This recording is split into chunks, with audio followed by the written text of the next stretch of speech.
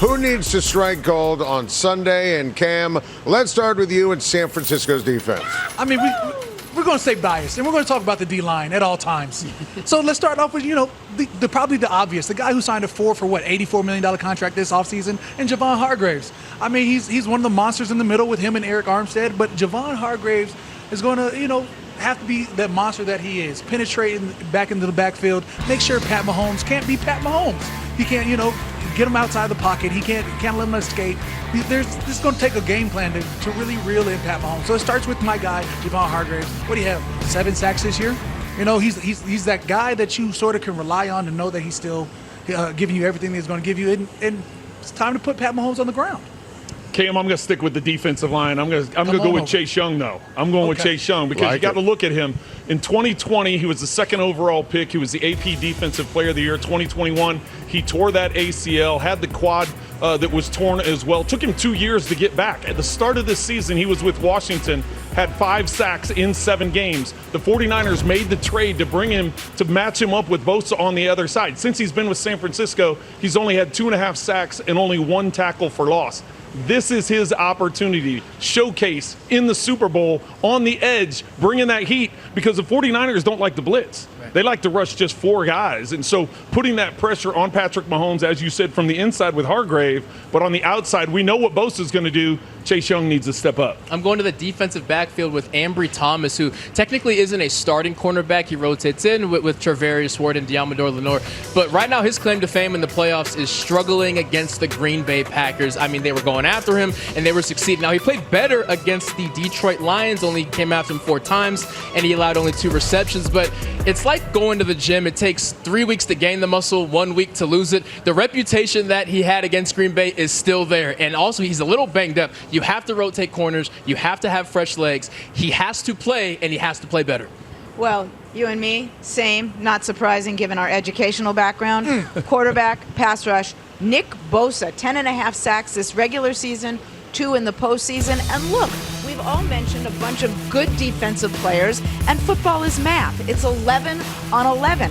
And if you decide to double team one player, someone else is going to be a lot freer to get to the quarterback and to turn Patrick Mahomes into not Patrick Mahomes, if that's possible. My eyes are on Nick Bosa. I think you make such a brilliant point, Amy, and I think that he needs to be stressed, because when you talk about the matchups in this game, and we're talking about defense for San Francisco, how about Steve Wilks talking about the lack of effort from the defense? And listen, if this defense plays like it did for 3 quarters against Jordan Love, for 2 quarters against Jared Goff, they're toast. They have no chance of winning the Super Bowl. Nick Bosa needs to be the dominant Energizer Bunny and the defensive player of the year that he was last year. I think, in the sake of fairness to him, the holdout certainly impacted him starting the season a little slow. He was great last week. Need that, of course, on Super Bowl Sunday. Trent, the offense. I'm going to go with the offensive line. And for me, it's the 2 guards. You got Aaron Banks and John Feliciano.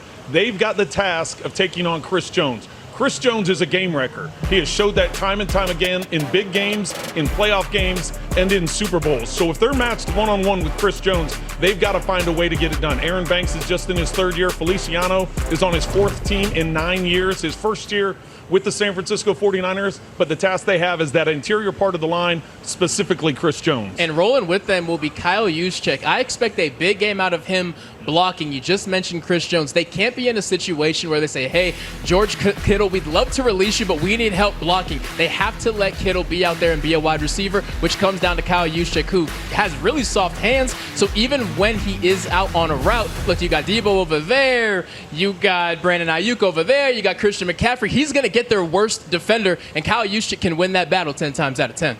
Come on. I mean, if we're talking about their offense, they've got George Kittle, they've got Christian McCaffrey, they've got names galore, and we're going to bring in, Brandon Ayuk. Yeah. He's a 4th-year guy. He's a guy, you know what time it is in your 4th year. It's time to make that money. And if it's going to be any game, it's going to be this game. So I just expect if they're going to have success, it's got to be with all their options, and he's definitely one of their biggest weapons. Kansas City is middle of the pack defending the run. You know who's not middle of the pack at anything? Christian McCaffrey. Almost 1,500 yards rushing this season, averaging over 5 yards per rush. And again, I'll say it's a game of math, and you noted all these offensive incredible talents. You can't double everybody. So the more someone does, the more someone is going to get, and the more you focus on someone, the more someone's going to be open. Christian McCaffrey. I totally agree with that, Amy. And I think that he is about to have a superb Super Bowl. Like, we're talking about the guy that I voted for the Offensive Player of the Year. Matchup-wise, as you brilliantly mentioned, you can run on Kansas City. I know Baltimore fans are still upset that didn't happen last week on Championship Sunday. Christian McCaffrey has 100 yards on the ground and 5 catches for 90 written all over him. Best running back in the NFL. It almost sounds like you're calling him MVP. Almost sounds like your pick. Not almost, Trent. Not almost. The Kansas City defense certainly showed out in the AFC Championship game, fitting for a team from the Show Me States. The Chiefs keeping Lamar Jackson and the vaunted Ravens offense out of the end zone over the final 3 quarters, en route to their 4th Super Bowl in the last 5 years. So which players need to show me on Sunday? And Amy, let's start with you and the offensive side of the ball. That's pretty clever. Show me the Show Me State. That's I like right. that. I figured it out. All right, my focus is on Creed Humphrey. I mentioned in the last segment that Bosa has 10.5 sacks this year. As Cam noted, there are a lot of tremendous defenders on the San Francisco defense. Well, Creed has a bunch of jobs. He's got to pass protect. He's also got to run block. And perhaps every bit as importantly, if not more importantly, he's got to read the defense, decide what adjustments, if any, the team needs to make, and then communicate those adjustments to the rest of the offensive line. Creed Humphrey. I'm sticking with the offensive line, Amy. I'm going the same Really? thing, except I'm going out to right tackle. Yeah, imagine that, me talking offensive line. I'm going with Juwan Taylor, the right tackle. Listen, as a free agent, he comes over to the Kansas City Chiefs, 4 years, $80 million, and he has been the most penalized player in the NFL, and it's not even close. He has 19 penalties on the season. 7 of them have been holding calls. 9 of them have been false starts. Cam, I can't wait to hear what you say about all his false starts and the way he leaves the ball early. But the fact Juwan Taylor has to step up. And when you talk about it, Brock, you talk about the fact that he has to face Chase Young, he has to face Nick Bosa. He's going to be on an island against those two. And I'm doubling down on Juwan Taylor because he is going to have the game of his life. We're talking about a defensive room that has Randy Gregory as their 6th option. He will not have a snap without a Pro Bowl caliber guy lined up across from him. And I spoke about Ambry Thomas a second ago, how that reputation of the Green Bay game is going to stick with him until the year's over. The reputation of that Aiden Hutchinson Thursday night game to kick off the season, that's stuck with Juwan Taylor as well. Those refs are human. They have bias. Do not give them a reason to have extra attention on you throughout the game. He has to have the game of his life. Great point. Are we talking about offensive linemen being Sorry. Keys to what? Anyways, that's neither here nor there. I just want to talk about, the most valuable second option that they have. MVS, Marquez Valdez-Scantling. I mean, come on. If you're going to go say last game, Travis Kelce, 11 targets, 11 receptions, then you have to say game-sealing catch, MVS. Okay. So he's going to have to step up this game just like he did last game. Well, he has to because, as you know, throughout the course of the season, he had a lot of drops. There was a focal point on that, but he's stepped up in the playoffs. Which was really nice to see. Hey, we're not worried about in season. We're worried about playoffs. We're talking about playoffs. Baby. That's nice. We're here. All right, Cam, let's get into your wheelhouse. How about the KC defense? Come on. Then we're right back where I want to be. We talk about that defensive line. Charles Omenihu had a stellar play against the Ravens in the championship game. Then, of course, you talk about Chris Jones and how beginning of the season, he's up in the booth watching everybody play. Show me the money. Show me state. Show me the money. They showed him what they needed to see. He came down, and he's been nothing but a stellar force to be reckoned with since. Now, this game, I expect nothing less. I'm focusing on defensive end Mike Dana, who doesn't get a lot of attention out there. And you just mentioned Charles Omenihu, who would rotate in with Mike Dana and actually has more sacks than he does. So why is this a big deal? Because Omenihu had a knee injury. He won't be able to play, which is unfortunate. He's a former San Francisco 49er. But Michael Dana's going to have more snaps today, on this upcoming Sunday than he's had all year because the guy that he rotates with is not out there, and he's facing against one of the best offensive lines in the league. Again, he's going to have a monster day because he's going to be tired out there. I'm going with a couple of their inside linebackers. For me, it's Drew Tranquill and Willie Gay Jr. They've got the task of matching up against George Kittle and your MVP, CMC, Christian McCaffrey. So these two, they're both loaded with speed. They're both on the last year of their deal. They're in contract deals. So what better stage, the Super Bowl, try and get that long-term big money. Drew Tranquill started his career with the Chargers. This is a one-year deal that he has with the Chiefs. Willie Gay is in his 4th year of a 4-year contract. I'm looking for the two of them to step up because they've got a big task with Kittle and McCaffrey. You guys hearing that music? Loving That was my mom and dad's favorite song to dance to. I kind of feel like we should stand up and dance. That's okay. Okay, It's got a nice swing we gotta vibe, do that. you know? Okay, my focus is on George Karlaftis, 10.5 sacks in the regular season, 2.5 in the postseason, and Kansas City's defense as a whole, second most sacks this regular season. Quarterback must go down, and he must go down hard. I want to focus on Chris Jones. And I just think for a guy who I believe is en route to the Hall of Fame, he might be underrated.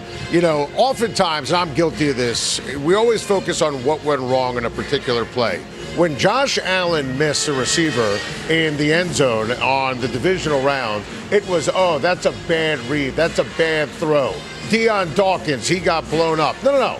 Chris Jones made the play. Yeah. He Agreed. disrupted everything. And I just think, and Trent, you know this, you watch every Chiefs game. What he does game in, game out, it is just ridiculously impressive. He's going to find the way to dominate. He's a game wrecker. He's a game wrecker. He's going to dominate Super Bowl Sunday. You're 100% right. It's time for a little Super Bowl fantasy focus. Now, whether you won or lost in fantasy football this season, we're all winners here, right, Jeff? With this fantasy matchup, Super Bowl matchup. It's the AFC Champion Chiefs we're going to talk about first. Who are you focusing on with this offense? I mean, everything has to start with Patrick Mahomes, right? This guy, 4th Super Bowl. We know what he is capable of doing. We also know what he's capable of doing for fantasy purposes. He's been so effective, especially when it comes to passing touchdowns. 2 passing touchdowns in 7 of his last 9 playoff games. Though I will note, a little later in the show, we're going to talk passing yards, and I have an interesting nugget there for you that might throw you a little sideways, but we know how effective he is. Now, it's also Travis Kelce.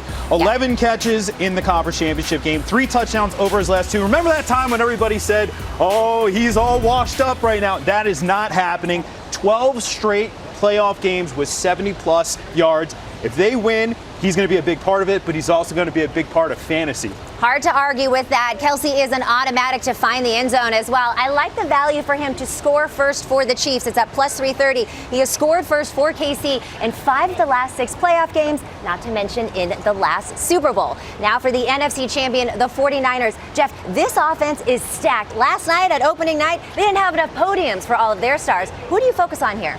Well, we're going to start with the quarterback as well, Brock Purdy. But this is a different scenario. He does not have to be Patrick Mahomes to put the team on his back. 267 passing yards versus the Lions, 252 versus Green Bay. He did have 5 games of 300-plus, but I'm not looking at that for him here. I'm looking at it, can he be the point guard? Can he distribute to all the other weapons, especially Christian McCaffrey?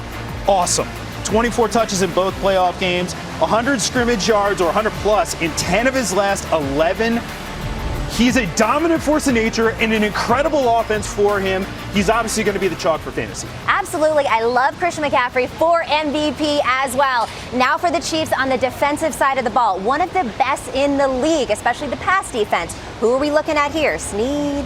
This one is interesting. So you mentioned a pass defense. The pass rush was awesome, right? True. The pass rush, 57 sacks on the season. So my question, will George Kittle have to stay in to block? See, he is a great two-way tight end. We know about fantasy-wise him catching the football, but he's so good at blocking, so they may have to keep him in. The other question, how does Kansas City approach Deebo Samuel? You know, he's such a tough weapon. We saw the 11 touches versus Detroit. How do you defend that effectively? And, you know, if Kittle stays in the block, if they try to contain McCaffrey, we could see a big Deebo game. I think so too, and I also think Deebo rushing yards is an interesting one that we will talk about a little bit later. Now back to the boys from the Bay, who are no slouches defensively themselves. Couple all pros there. What do you like? Well, I mean, I'm looking in particular of what Kansas City has really tried to do is establish that run, right? With Isaiah Pacheco, 24 rushing attempts. Last week he had 24 rushing attempts against Miami in the first round of the playoffs. Detroit ran the football against San Francisco. You know that all too well, right? They ran it really well in the first half. Second half, they brought it back, though. So can they contain Pacheco? The other question, can Diamador Lenore contain rookie Rashee Rice? He's been so effective for this team. Lenore, 11.3 yards per catch allowed. He did give up a touchdown last game. So can he contain Rice? Rice could be a good fantasy option. Talk about stopping the run. I'm looking at you, Chase Young. Are you surprised by the slow start from the San Francisco 49ers? Because the way I see it, yes, on paper, there's no way Kansas City should be able to hang. But if they come out there like they've come out here so far in the playoffs, it could get ugly. Yeah, I mean, but they had to fight back against Detroit, to win that game. But at the end of the day, what do we talk about slow start if they're in the last dance? And this is the last dance. Like, this is what you fight for. I could care less if you sort of squander around for 55 minutes. That last 5 is, and you show up with the win, guess what you did? Left with the W. I'm more surprised that you don't do ice bash. You know what? Before we came on, let's talk about that, Chad. Let's talk about that. Wait a second. This big physical player doesn't take ice baths. That's Please not explain true. yourself. I hop in ice baths once a year with my D-line as we're headed to playoffs. I didn't make playoffs this year with the Saints, but that being said, I still hopped in once with my son.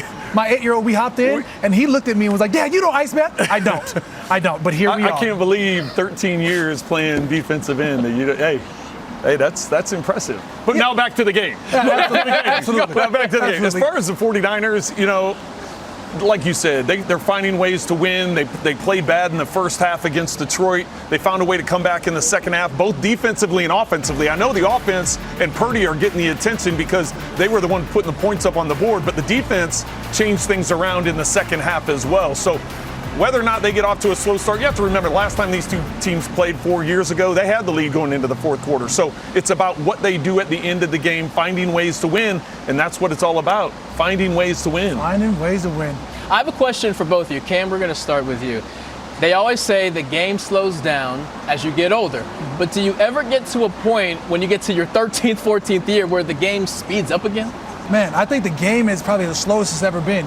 As you get older, you're catching even more knowledge. So now I'm looking at formations. My first couple years, it was like, see ball, get ball.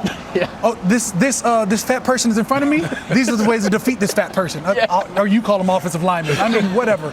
I'm looking at it now. I'm like, all right, well, now I can see formations. Now I can look at the backfield. Now I understand when things are adjusting, where can I move? So the game has slowed down, and now I'm enjoying the game more than I ever have. And talking to guys like John Randall or Michael Strahan or all the Bruce Smith, the legends of the game that I was like, oh man, you guys played 14 and 15 and 20 years or 19 years with Bruce Smith. I was like, what would happen? Somewhere in there, I've now formulated, as you get older, the game slows down, but your body also slows down. So physically, you just can't keep up. And I could say the same thing for quarterbacks, right? The game slows down. That's what we talk about all the time with quarterbacks, the processing, the things you have to go through when you're a quarterback. You have to find ways to slow it down. But then you do get to a point in your career, the older you get, where also the physical tools start to go away. So I know what you're saying with that question. The thing is because the game slows down, you maybe have to throw the ball a little bit earlier. You have to anticipate a little bit more to get to that throw because you're not going to throw it. You played with the ultimate competitor in Drew Brees, right? I mean, as he got later in his career, he started anticipating more, throwing the ball earlier. He wasn't throwing the ball 65, 70 yards down the field. Drew's a little shorter, so I thought he was always anticipating. If you bring in like a Tom Brady, though, where, he's seeing everything and he takes off, he's not running that. Well, he probably never really ran that 40 at a fast rate. Right. But he's not running at the level that he can. That's just the nature of the game. Let me ask you about the officiating. That's a hot topic around the NFL. The fans talk about it all the time. Coaches talk about it all the time. Players talk about it all the time. As a current player, how much do you guys talk about it in the locker room? Come on, how much time do you have? When we talk about, the referees, I've probably been out there and was like, hey, you guys have a glasses fund that I can donate to? Because, you got a backline judge who doesn't see some of the impact, some of the nuances of the game in the trenches. So, they throw these erroneous flags for it seems like no reason on late hits on quarterbacks, which now I think we're just coddling quarterbacks at this day and age. We're talking about in the trench play, the offensive line play. They see, a back line judge is behind the offensive line looking at the point of attack. They're not seeing whether, how the attack is happening from a defensive end to an offensive lineman. They just see the offensive lineman's head getting jacked up because they're lesser athletes. There's things in there that are sort of taken away from the game, it feels like, as well as, you talk about just how many flags, or it seems like how many penalties seem to stretch the offense's. Do you think the players are slow in me down favor? because I got gripes. Do you think the players are in favor of being able to challenge anything you want? I know that's been brought up by some coaches. Fair point. I mean, this is the NFL, right? And it seems like we're one of the last organizations that don't have full-time referees. Yeah. Give us full-time employees and we might have better results. but that's clearly something that needs to be discussed, as well as maybe stop throwing a flag at every defensive player trying to make a play. We're going to stop you before you get fined.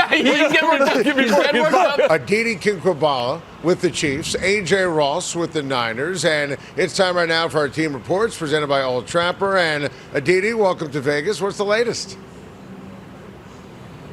Well, Adam, you're showing the quarterbacks, but today with the Chiefs, we talked to the guys that are trying to stop quarterback Brock Purdy. And of course, that starts with Chris Jones up front with the Chiefs.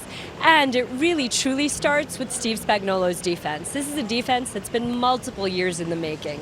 Why do I say that? Because it's one of the most complicated defenses in the National Football League. And in fact, when I said to Chris Jones, how long did it take to really feel like you were comfortable with what Spags wanted to run? He said, 6 years. And then he said, actually, I'm still trying to get comfortable. Spags told us back in week 18 that this is the most cerebral group that he's had. That's what enables him to bring so many pressures, bring so many varied pressures. I talked about it with Justin Reed, who of course is in year 2. He said year 1 took an entire season to get comfortable with what Spags wanted to run. But now he can make those calls on the back end. And when I said, why is it so complicated? He said, because on any one given call, we could be potentially playing cover 1, cover 2, cover 3, or quarters, and everybody has to be on the same page based on what the offense is doing. But he also said, now that we're so comfortable with that, he keeps asking for more. And when it comes to Sunday against the 49ers, I said, if you already have 50 blitzes, if you already have the biggest defensive playbook in the NFL, are you pretty much set? He said, oh no, we definitely have some tweaks. And he said, Debo and CMC and Brock, they better be ready for that. And on that, let's send it out to the Neon Museum, where AJ Ross did get to talk to those guys. Thanks, Aditi. How cool is this? I'm here in the Boneyard with some pretty cool signs behind me here at the Neon Museum. And speaking of signs, a good sign for the 49ers. There were no injuries of note. That started off the presser for Kyle Shanahan today. He lit up. You like that wordplay? He lit up when he was asked about how aggressive he could be with play calling when it comes to Brock Purdy. He says he's really been impressed with Brock's decision making, and Brock has actually made the right decision as consistently as anyone Shanahan has ever coached. Now, consistency is the word for this Niners defense. They gave up 9 missed tackles against the Lions in the NFC Championship. Shanahan says effort has been, of course, a discussion topic, but he says actually some other things they've had to detail up, especially when they have this 8-man front, has been, if one guy is out of the gap, that's been a problem. So when I had the chance to speak with linebacker Dre Greenlaw today, he told me it's going to start with communication up front, of course, but also knowing how the Kansas City offense is going to try and attack them, especially when it comes to designed runs. That's been a weak area for this Niners defense. They've been giving up 8.3 yards per rush on average throughout the season on designed runs outside the tackles. Why is this important?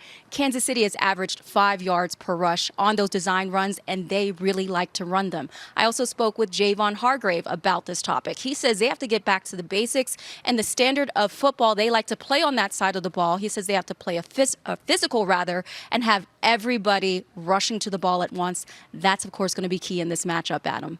AJ, great stuff. Appreciate it as always. Aditi, great stuff as well. And Trent, want to get your reaction and your thoughts here on the Chiefs. Well, I love the fact that Aditi talked to Steve Spagnuolo and Chris Jones. I think that's an important part of it. Of course, you want to talk to Patrick Mahomes. He's a 2-time MVP. But the strength of this Chiefs team is the defense and has been the defense all season long. They move Chris Jones around into all 4 different spots. Steve Spagnuolo gives him the freedom to move around. I asked Chris during the regular season, where are you allowed to line up? Can you just freelance and do whatever you want? And he started laughing. He said, there's no way Spags will let me do that. What Spags will let me do is when he calls the defense, I can choose if there's a certain matchup, knowing that I can take a guy one-on-one, he'll move himself around to be in those spots. So the freedom to move around and attack the way he wants to is a big plus for Chris Jones. But Spags in that defense, the blitzes they're going to dial up is going to cause some confusion for Purdy. How does the saying go? You got to learn the rules in order to break the rules. And that's what Spags' defense is. As a defensive-minded guy, I cannot wait for that first third down. I don't know what they have dialed up, but I know it's going to be something that Brock Purdy has never seen in his entire life. They're going to put as much pressure on him, not in regards to guys blitzing or beating their blockers, pressure in you have no idea what this coverage is, because the second somebody motions, the second anything happens off of any kind of call that you make, we're changing everything from 4 to 1 to blitz to 2, everything. I cannot wait for that first third down. Well, and the thing about it, you have to remember last year when they won the Super Bowl, 3 of those DBs were rookies. So Chris talked about 6 years. Yeah. These guys are now in year 2 of understanding what Spags wants to get done. He can be more creative because they have some experience over there. Cam and Amy, and Cam, we'll start with you. Your thoughts on the 49ers? Come on now, it's the Niners. We're talking about an ability to cull the Chiefs. It's going to have to start up front. And I'm not just talking about the D-line now. I'm talking about the trenches, the trench warfare where the battles are won. We talk about, you're going to talk about Trent Williams and how he's going to pull on some exotic plays in front of Christian McCaffrey or Brandon Ayuk, and he's going to pull and be lined up on a DB, and he's going to, without all due respect, he's going to backside him. It's not going to look pretty for the DB, but it's going to look great on film because, it used to be, without these rule changes now, it'd be a 5-car pileup. A DB will undercut an offensive lineman, and that's how you stop that play. Now, it's highlight reel for Trent Williams, and he's taking full advantage. You're talking about the interior offensive lineman who let up, a sack this year combined? Yeah. I mean, it's going to be up to their up front to really make it hard living on the Chiefs' defense. And then, of course, you talk about the Niners' defensive line. If they take advantage, it's going to all lead up to trench warfare. Cam, I love you. Don't worry, not in a weird or creepy way. Hey, I just love you. Come on. Games are won and lost for the most part at the line of scrimmage. You mentioned trench warfare, and that's where games are for the most part won and lost. We have 2 tremendous defenses playing one another. San Francisco is replete with terrific defensive players, and another eye I have on the Chiefs. Could I say the team wrong more times? On the San Francisco defense, they're tied for the second most interceptions in the league. So 2 things: dominate the line of scrimmage, take the ball. Absolutely. Welcome back to That of the Pregame Show, presented by Old Trapper. Time right now for a little over-under. I give you a stat for Sunday's game. You tell me over-under and why. It's really easy, unless, of course, it's not. Christian McCaffrey, 90 rushing yards. Trent, over-under. Wow, that's a tough one because that's what Kansas City's defense is going to focus on. You think right off the top of your head it's going to be an over, but I'm going to say under because I think that's going to be the biggest focal point for Spags is to make sure they stop CMC and force the game into Purdy's hands. I think I'm going to agree. If we're talking about over-under, I'm going to go with under simply because I think they're going to use him more out of the backfield than in the backfield when it comes to try and use him more in the passing game. Yeah, exactly. And that's the only reason I'm going with the under for that reason, because he's going to have a combined yardage of more than that, but it ain't all going to be rushing. I'm going under as well. I see a situation where they say Brock Purdy has to be the one to beat us. Christian McCaffrey is not affecting us between the tackles. Oh, I love the over here. And you can run on the Kansas City Chiefs. I think it's a 100-yard game for Christian McCaffrey. Matchup-wise, it's a great one for him. I'm going over 100 yards on the ground. Rashee Rice, 64 receiving yards. Trent, over under. Oh, I'm going over on that. You look at his first 10 games of the season, he wasn't a focal point of this offense because he was just getting adapted and becoming a trusted receiver for Patrick Mahomes. But the last 9 games of the season, specifically Week 11 against the Raiders, over 100 yards. Since then, he's had 3 100-yard games. I think the focus will be on Kelsey, but if they're going to go somewhere else, that's who Patrick Mahomes trusts the most. So I'll say over on that. Ooh, over, under. I hate to just keep on agreeing. Like, I want to be on this other side. Because it's a quarterback? Yeah, but 64. I just feel like because last game, because Travis Kelsey had 100-plus yards at 11 receptions, 11 targets, whatever it was, clearly the San Francisco 49ers will be like, Travis can't beat us. Mm-hmm. And so then it's going to open up for MVS and for guys like Rashee. So I don't think 64 is out of pocket. Well, I'm a contrarian, and I don't like agreeing with everyone as well. But I am agreeing in this instance for the following reason. He and Patrick Mahomes are now synced up we saw throughout the beginning of the season that there really wasn't a syncing up of quarterback and receiver, and there is now. You could have multiplied that number by another number, and I'd have still gone over. I have to go over. I see him being the leading receiver in the game. It cannot be overstated how tough he is to get on the ground. So he's a route runner. He can run by you, but also just a quick bubble screen. He is so tough to get on the ground, man. Yeah, we'll make it unanimous on this one. I just think Mahomes trusts him. He loves him. I don't think he loves or trusts anyone else at the wide receiver position. I'll take the over. George Kittle, 47 receiving yards. Trent over under. I'm going over. I have a feeling that they're going to match Snead up on Deebo Samuel. I think that's the matchup that they're going to have to trust, and that's the one they trust the most is Snead on Deebo Samuel. So what does that do? That leaves Kittle on a linebacker or a safety or somebody that he can physically outmatch. So that's the reason I'm going the over. I'm clearly going to have to say an over and under. I'm taking the over. 47 for George Kittle? at some point in there, he's going to be so amped up, so juiced up. You're going to try to stop him from getting 100. 47 is just too low. Yeah, Pass me you over. and me, same again. 47 is a very low number for George Kittle. If that number was a bit higher, maybe I'd say, okay, a lot of weapons, they're going to spread it around. George Kittle, 47, you could have reversed that, and I might have gone with the over. Going over as well, and of course it goes, as a tight end, it goes in lockstep with your run game. If the run game's going, the play action is there. Nobody can benefit more from play action down the field, on the seams, than George Kittle. I'm going to say over as well. I don't think it's automatic. I'm going to say over because of what Cam referenced, the yak. He's going to get all fired up and just steamroll and truck some people, but I will go with the over here for George Kittle. Travis Kelce, 71 receiving yards, over under. This is a tougher one because it's not 47 yards, it's 71 yards. I'm interested to see how the 49ers are going to defend him. Are they going to go box and one, to use a basketball term? Are they going to go man-to-man on Kelce and go zone with everybody else? Because the 49ers play more zone or as much zone as anyone else. They don't like playing a lot of man-to-man coverage. So they go a lot of zone. If they're going to play zone against Travis Kelce, the connection that he and Patrick Mahomes has, it's going to be over if they stay in zone on Travis Kelce. Absolutely. And you talking about people syncing up. You've never had to worry about if Pat Mahomes and Travis Kelce want to sync. You just would say, dang, how many times have they linked this game? So I have to take an over in this. I mean, I take an over for both tight ends, honestly. This is the number. Yeah. This is about the number. I'm going over. Well, I'm going over a couple of reasons. We heard Travis talking about it in the clips we heard earlier, that he wants this Super Bowl so badly. I think he's just raring to go. And also, wait for it, man. You ready?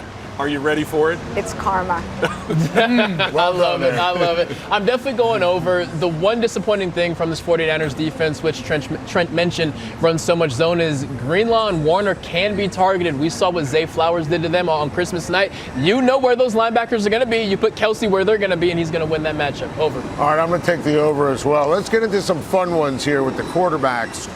I don't think we're going to all agree on these. Oh boy. Brock Purdy, 245 passing yards, over under. I'm going to say over. I'm going to say over because I think they're going to have to pass the ball. I think they're going to force McCaffrey. They're going to try and stop that run. I do agree with all of you in that they try and use McCaffrey more in the passing game.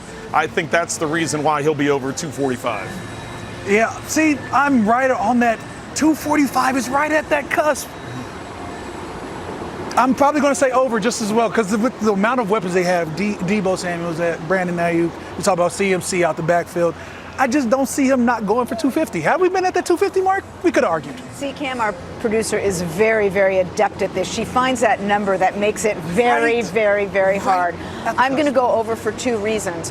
One, all of the weapons that you guys just referenced. And number two, I think a lot of those yards are going to be yards after the catch. I'll go over just because of screen passes. McCaffrey's liable to pop off 80, 90 yards just off screen balls alone. So barely over, but over. I thought we might have some disagreement. Yeah, I'm going to take the over as well. I love Brock Purdy having a big Super Bowl. And by the way, 250 to 300, that to me is the range for Purdy. I think that'll be great. You know, Adam, I don't think on the entire season of Tops we have all agreed ever like this. First time in the history of Tops that's ever What's the happened. over-under? Cam runs back up to the food after we get done. I'm on the under because I've already finished the wings. And Trent, I'll beat him.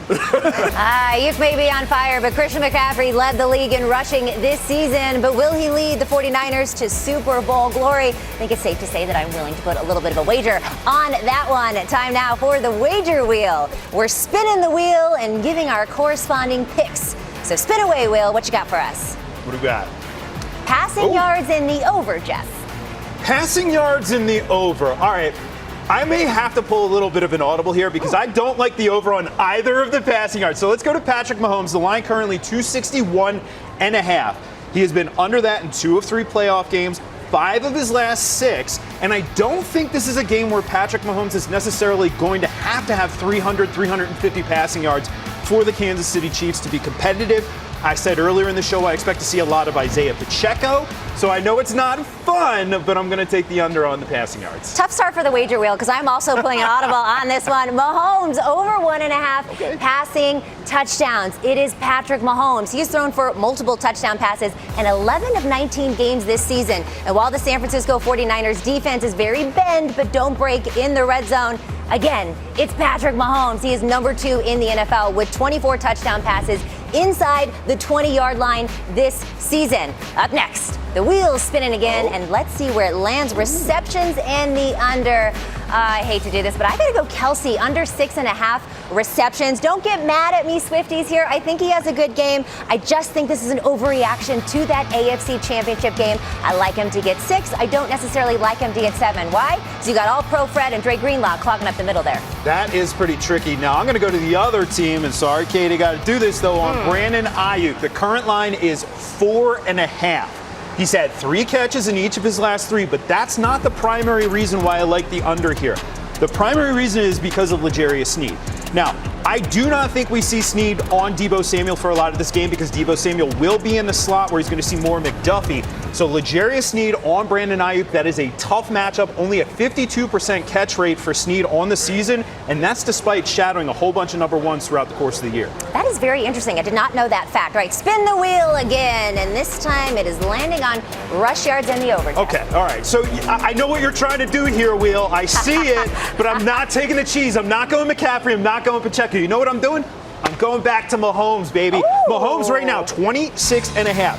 He's been in 3 Super Bowls, as we know. You may have heard that before. Yeah. He averages 35.3 rushing yards per game. He has been over this number in all 3 of those Super Bowls. He is not Lamar Jackson. He's not an elite running quarterback, but he is one of the smartest running quarterbacks out there, and he's going to take the yardage in this game. Yeah. The only thing we have to worry about is that kneel that he did a couple Super Bowls ago. They're not kneeling down in this game. I'm looking at Deebo Samuel, over 15.5 rushing yards. Now, he hasn't had a lot of rush yards in this season, not a lot of rushing attempts, but that is exactly what this game script is going to call for. How you beat the Kansas City Chiefs is not necessarily throwing the ball. And Jeff, I feel like a lot of people forget that before Christian McCaffrey joined the 49ers, Deebo had 502 rushing yards in that 2021 season. We know he can get around to the outside, which is exactly where the Chiefs are vulnerable. 15.5 feels low to me. I like it. Yeah. All right, one final spin here, and we've got tackles and the over. I think you already know where I'm going with this one. Give me Fred Warner over 8.5. He leads the 49ers with tackles and assists this year with 132.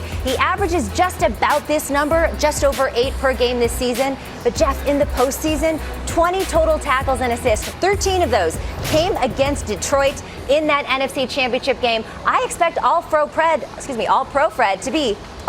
Oh, he's a monster. And I appreciate this bringing me back to my IDP days. Let's stick with linebacker. How about Nick Bolton? Another one at 8.5, which is a big line. Now, this is total tackles. This is assists and solos combined. He only had 4 in the conference championship round, but he's been over this number in 3 of their last 4. If McCaffrey is going to be running the ball a lot, Nick Bolton is going to be busy in this game. I like the over 8.5. We call the segments off the tops of our heads. I give you a statement. You write the first word that pops into your head. Here we go. Have some fun. I'm sure Cam will have no fun with this at all. His whiteboard's already filled. There it is. Saints all next year. There it is. Now you can erase it and get ready. Cool. I'll just make sure my marker was working. Kyle Shanahan is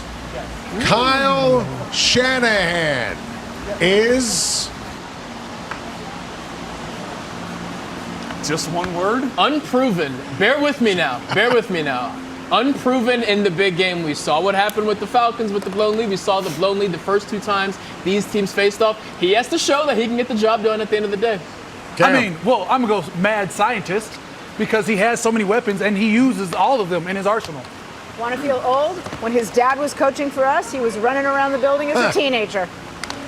I'm going with mastermind, which is similar to mad scientist. I think his creativity, the fact that he's able to find ways continually with Deebo Samuel, continually with CMC, with Kittle. So we're on the same page. Love it. Yeah. The Mahomes to Kelsey connection is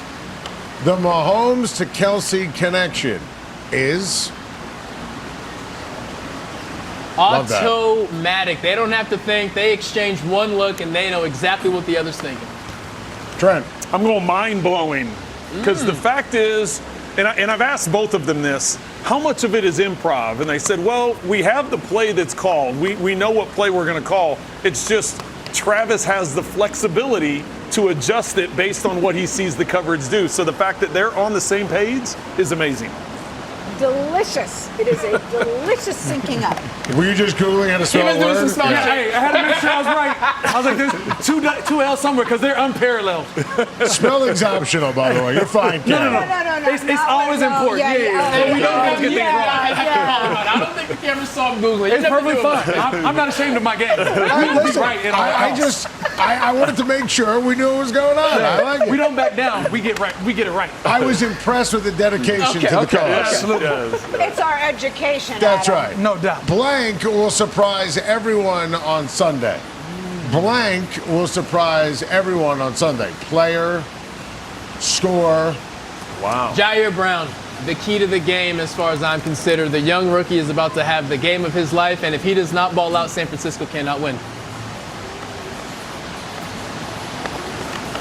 Oh, Amy. He's going to have some surprises in store for us. I like that one. Are you suggesting that maybe Taylor's? No. No. I'm going Butker. He had the game winner a year ago.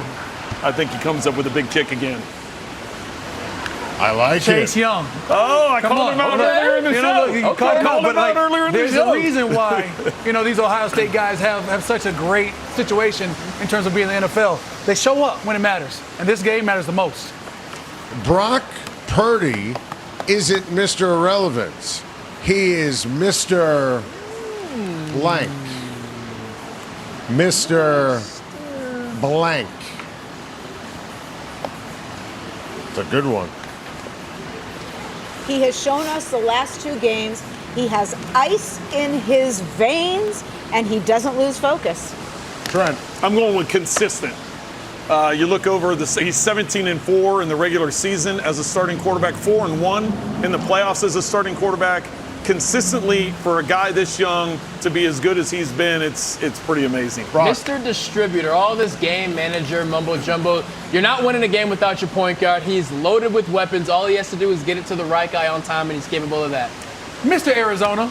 Look, he's from Gilbert, but he's from Chandler. Went to Chandler Unified School District. Was part of my rival high school situation. You know what? We're going to call it what it is. 602-480, stand up. All right, final thoughts. And Cam, let's start with you. Final thoughts is it all comes down to the defensive line plays and defense in general. It's going to be the defense versus defense for me, and that's who's going to win. Go, Trent. I'm just saying it's going to be the same as the one in 54. It comes down to the fourth quarter. I was going to say, I've known Cam Jordan for 15 years, and to be here at a Super Bowl with you, man, this is awesome. I'm going in the same direction. I'm thrilled to be here with you and sharing this show with you. Here's to a great week.